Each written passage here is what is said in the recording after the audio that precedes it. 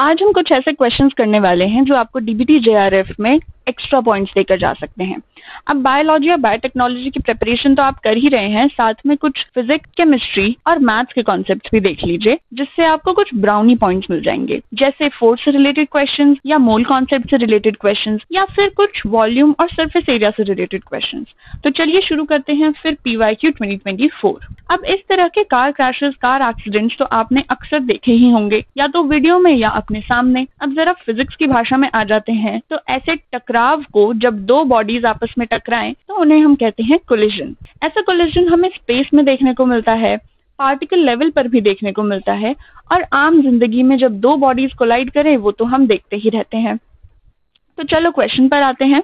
In which of the following collisions the total linear momentum of two colliding bodies is completely conserved? Elastic collision, completely inelastic collision, partially elastic collision, any type of collision that is elastic, completely inelastic और partially elastic। अब बात हुई है collision की जो हम देख चुके। अगला टॉपिक है total linear momentum। तो पहले linear momentum का फॉर्मूला देख लेते हैं। Momentum is equals to mass multiplied by velocity। अब कंजर्वेशन ऑफ लीनियर मोमेंटम का मतलब हुआ कि दो बॉडीज आई, आपस में कोलाइड करी, तो कोलिजन से पहले जो उनका मोमेंटम था और कोलिजन होने के बाद उनका जो मोमेंटम रहा वो दोनों सेम होंगे, यानी इक्वल होंगे। तो इलास्टिक कोलिजन देखते हैं। इलास्टिक कोलिजन में जब दो बॉडीज आपस में टकराती हैं तो कोई एनर्जी का लॉस नहीं होता और वो चुपचाप अपने रास्ते वापस चली जाती हैं। कोई एक्सटर्नल फोर्स यहाँ पर इन्वॉल्व नहीं है। वहीं कंप्लीटली इनइलास्टिक कोलिजन की बात करें तो यहाँ पर दो बॉडीज आएंगी, आपस में कोलाइड करेंगी और एक नया ऑब्जेक्ट बना देंगी। पार्शियली इलास्टिक कोलिजन में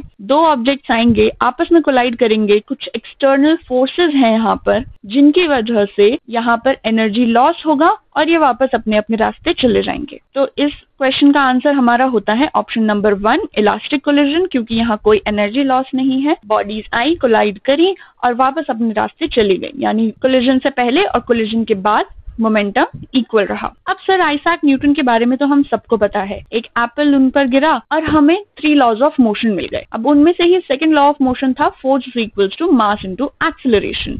अब ग्रेविटी की वजह से ये एप्पल गिरा तो यहाँ से एक नया कॉन्सेप्ट आया, एक्सेलरेशन ड्यू टू ग्रेविटी। अब मान लो तुमने एक बॉल ऊपर से नीचे फेंकी, तो उस बॉल की शुरुआत में तो स्पीड थी 9.8 मीटर पर सेकेंड, लेकिन 2 सेकंड बाद उसकी स्पीड बढ़ गई 9.6 मीटर पर सेकेंड। तो ये किसकी वजह से हुआ? ग्रेविटी की वजह से। और इसी कॉन्सेप्ट को हम बोलते हैं एक्सेलरेशन ड्यू टू ग्रेविटी। तो क्वेश्चन पर आते हैं। The value of acceleration due to gravity on the surface of earth is small g if diameter of earth becomes 4 times its present value and mass remains unchanged. The new value of small g on the surface of earth will be 4g, 16g, g upon 4 या g upon 16। तो पहले acceleration due to gravity का formula देख लेते हैं। Acceleration due to gravity हम small g से denote करते हैं, which is equals to capital G multiplied by capital M divided by small r square। अब यहाँ r है radius of earth, capital M है मास ऑफ अर्थ। तो question पर आते हैं। डायमीटर बढ़ाने से पहले जो एक्सेलरेशन ड्यू टू ग्रेविटी थी वो थी capital G multiplied by capital M divided by r square, which is the radius of earth. अब जब डायमीटर को 4 टाइम्स बढ़ाया तो नया डायमीटर हमारा बना 4 टाइम्स ऑफ d। अब डायमीटर को 4 टाइम्स बढ़ाया है तो रेडियस भी जो नया होगा वो 4r बन जाएगा। तो इसी को यूज करके अब हम g न्यू निकालते हैं। तो मास तो सेम ही रहा, मास रिमेन्स अनचेंज्ड। हमारा रेडियस बदल गया तो 4r होल स्क्वायर हो गया, gm अपॉन 16r स्क्वायर बना। अब gm r स्क्वायर हमें पता है g के बराबर है, तो इसकी जगह हम g लिख सकते हैं। तो g न्यू हमारा बना g upon 16, which is option number 4। अगला क्वेश्चन देखते हैं। A ball is thrown vertically upwards in the air with a certain velocity small v. Its acceleration and velocity at its highest point respectively will be minus g, 0, 0, v, g, 0, 0, 0। तो अब question क्या कह रहा है कि ball ली, उसको ऊपर उछाल दिया।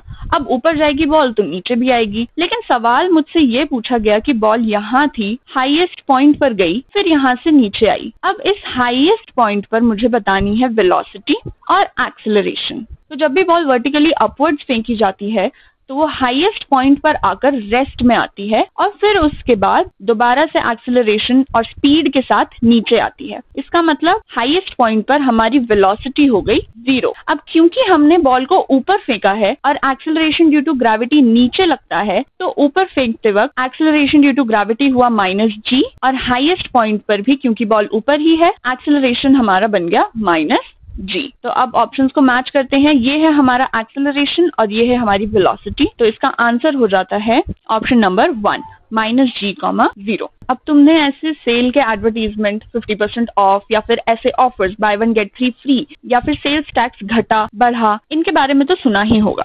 अब इन सब का इम्पैक्ट तुम्हारी पॉकेट पर कैसे पड़ने वाला है, तुम्हारे एक्सपेंसेस पर कैसे पड़ने वाला है, वो कैसे पता लगेगा। तो यहाँ पर कुछ मैथमेटिक्स के कॉन्सेप्ट आते हैं और इसी से रिलेटेड हम एक क्वेश्चन देखते हैं। If sales tax is reduced from 3(1/2% to 3(1/3%, then what will be the reduction in the net price of an article with a marked value of 8,400 rupees, 23 rupees, 32 rupees, 14 rupees and 45 rupees। अब यहाँ हुआ क्या कि sales tax 3(1/2 से कम होकर बन गया 3(1/3%। अब मुझे बताना है कि जो आइटम पहले 8,400 में बिक रहा था, वो अब सेल्स टैक्स के कम होने की वजह से उसके प्राइस में कितना रिडक्शन हुआ। अब अगर मुझे पता लग जाए कि सेल्स टैक्स रिडक्शन के बाद कितना हो गया, तो मुझे ये भी पता लग जाएगा कि इस मार्क्ड प्राइस में कितने पैसे कम होने वाले हैं।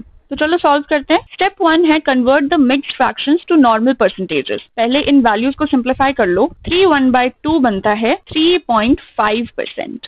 अब 3(1/3) बना 3.333%। अब ये हुआ मेरा ओल्ड वाला सेल्स टैक्स और ये हुआ न्यू वाला सेल्स टैक्स। अब दोनों के बीच में डिफरेंस निकाल लो। So 3.5 minus 3.333% बना 0.1666%। अब मुझे फाइनल सेल्स टैक्स मिल गया। अब इससे यूज करके मैं बता सकती हूँ कि कितना रिडक्शन होने वाला है नेट प्राइस में। तो रिडक्शन निकालने के लिए सिर्फ 0.166% को मल्टीप्लाई कर देंगे 8400 से। तो ये बना 0.166 डिवाइडेड बाय 100 मल्टीप्लाइड बाय 8400। अब इसको फाइनली सॉल्व करके हमारा आंसर आएगा 14, विच इज ऑप्शन नंबर 3 ₹14। तो आप भी हमारे iFly के सेफ तरीके को ज्वाइन कर सकते हैं, जिसका मतलब है short, accurate, fast and efficient.